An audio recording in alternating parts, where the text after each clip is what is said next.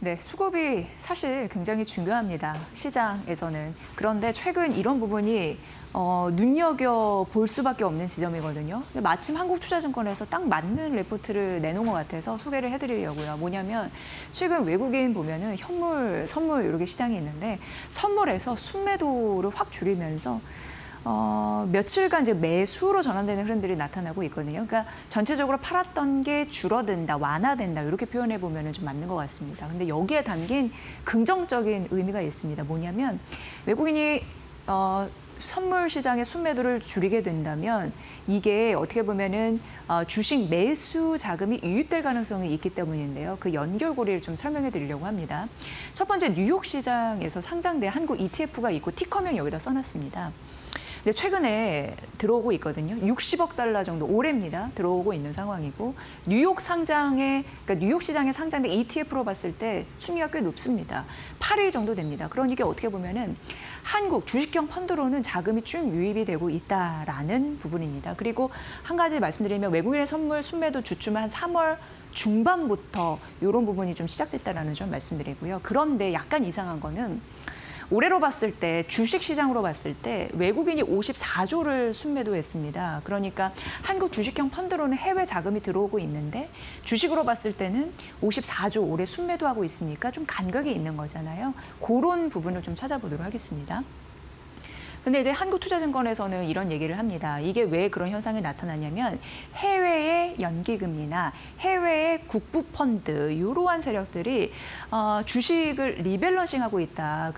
어떻게 보면 포트를 이런 얘기를 했습니다. 왜냐하면 최근 우리 시장이 굉장히 강했잖아요. 그러니까 어떻게 보면은 살 만큼 샀다, 더 이상 살 수 없다라는 부분에서 그 부분에서 이제 매도가 나오고 있다 이렇게 얘기를 했습니다. 그 근거들을 좀 보여주더라고요. 그러니까 이걸 보니까 좀 이해가 됐습니다. 뭐냐면 매도의 측면이 있고 매수의 측면이 있습니다. 매도하는 세력을 보면은 연기금 중심의 국가들입니다. 그러니까 캐나다, 네덜란드, 싱가포르, 사우디인데 이쪽이 이제 해외 연기금 비중이 높은 국부펀드의 비중이 높은 그런 나라입니다. 그러니까 거기에서 팔리는 거죠. 결국 리밸런싱을 하는구나, 포트를 조정하는구나. 살 만큼 샀으니까 한국 주식 시장을 이렇게 생각하시면 되고 그럼 매수하는 주체는 뭐냐 봤더니 아일랜드가요. 한국 주식 순매수 1위 나라입니다. 그러니까 유럽 ETF 자금 역시나 해외에 들어오고 있네. 우리 한국으로 들어오고 있네. 한국 ETF로 이렇게 자금되고 있는 게 맞네. 주식형 펀드로 들어오고 있는 거 맞네.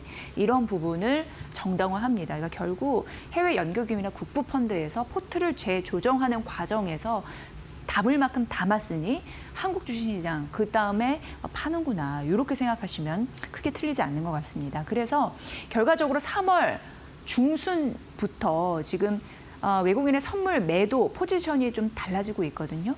그렇게 따지면 향후 방향성의 힌트를 얻을 수 있는 바 이제는 외국인 매수, 유입에 대한 가능성이 있지 않을까. 긍정적인 변화가 좀 나타나고 있다고 해서 선물 시장의 자금 유입 이런 부분 같은 경우에는 하나의 지표이기 때문에 소개를 해드렸습니다. 앞으로 좀 보시고요. 다올투자증권에서 기아, 오늘 그 증권사 분석 리포트를 보니까 13개의 국내 증권사가 기아의 인베스트 데이 이후에 분석을 해놨더라고요. 근데 얘기만 해드리면 일단 목표 주가를 크게 변동시킨 데는 없었습니다. 다 뭐 고루고루 그대로 가져간다라는 부분이었고 일단 다올투자증권의 그 부분을 좀 보면 역시나 이제 밸류 부담은 많이 낮아진 상태로 있고 전기차 판매 급등세는 뭐 지속이 될 거고 안전 마진도 확보했다라는 얘기를 했습니다. 근데 사실 인베스터데이 개최한 이후에 주가가 탄력적으로 많이 못 가죠. 어제도 그랬습니다. 3, 4% 하락을 했으니까요. 그걸 보고 다올투자증권 같은 경우에는 굉장히 뭐 로봇이나 그런 부분은 피지컬 AI 튈 것이다라는 가능성 때문에 주가가 확 올랐는데 그 이후에 매물 나온 거, 그러니까 정상화되는 그 기대감 너무 올랐던 것이 정상화되는 수준에 있지 않느냐 뭐 이런 얘기를 하기도 했습니다.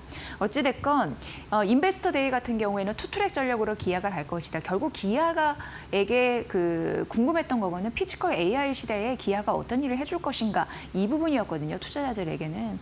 근데 결국 투트랙 로봇과 자율주행 이쪽으로 갈 것이다라는 것은 좀 확인을 해준 그런 흐름이 있었습니다.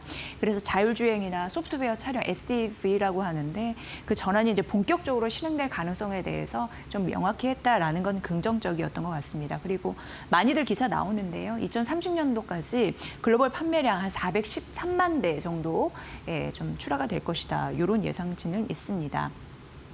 보스턴 다이맥스라고 이제 현대차 자회사 계열 아시죠? 거기에서 2029년 2만 대 이상 거의 3만 대 가깝게 좀 양산할 계획이다. 이런 부분이 있는데요. 다음 페이지에서 만나보면 어쨌든 로봇 굉장히 중요하고 자율주행 이런 부분 중요한데 그 현대차 미국 공장 배치 추진하겠다라는 이슈 있었고요. 근데 이제 여기서 지속적으로 볼 것은 가격 경쟁력이 중요하다고 해서 이런 부분이 어떻게 매겨지는지 좀 확인은 필요하다고 합니다. 그리고 현대 모비스를 중심으로 공급망 구축 이런 부분은 순항하고 있다라는 걸 확인해 줬습니다.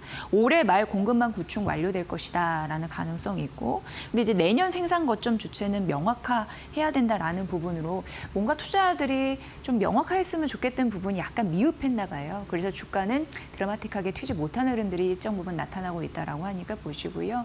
지속적으로 현대차, 기아 이런 부분 리포트 있을 때 소개해 드릴 테니까 오늘 인베스터데이는 여기까지 좀 정리를 해보도록 하겠습니다. 네, 그리고 CS 윈드 NH투자증권에서 목표 주가를 좀 대폭 올리는 흐름들이 있었는데 79,000원이고요. 기존 대비해서 25% 올려 잡았습니다. 최근에 그 에너지 쪽 많이 부각을 받잖아요. 그런 와중에 오래간만에 리포트가 하나 나온 겁니다. 그래서 좀 소개를 해드리도록 하겠습니다.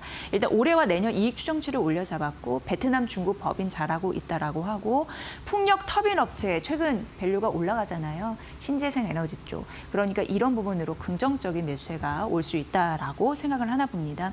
에너지 가격 급등, 전쟁통 때문에 더 부각이 됐죠. 그렇기 때문에 재생에너지 투자에 대한 관심 높아지고 있는 상황이고요. 빅테크도 전력을 확보하기 위해서 자가 발전하잖아요. 그런 맥상에서 굉장히 중요한 가치를 띠고 있다라고 언급이 됐습니다. 다음 페이지 만나보면요.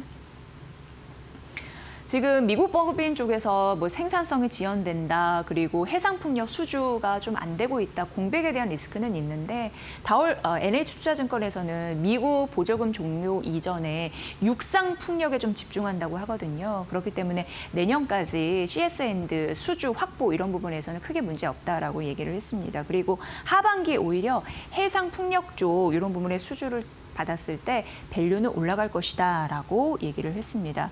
1분기 컨센 좀 부합할 영업 실적 나올 것으로 보이는데 핵심은 역시나 미국 법인 생산성 이런 부분이 회복될 수 있는지니까 보시고요. 앞서서 목표 주가 올린 이유 잘 눈여겨보시기 바랍니다. 네, 효성중공업도 많이 뛰었죠. 목표주가 350만 원이었는데 LS증권에서 410만 원으로 올려잡았고 오늘 한 3% 정도 오르나요. 일단 글로벌 대비 성장성이 괜찮고 미국과 한국 시장 우위를 좀 확인하고 있다라고 합니다.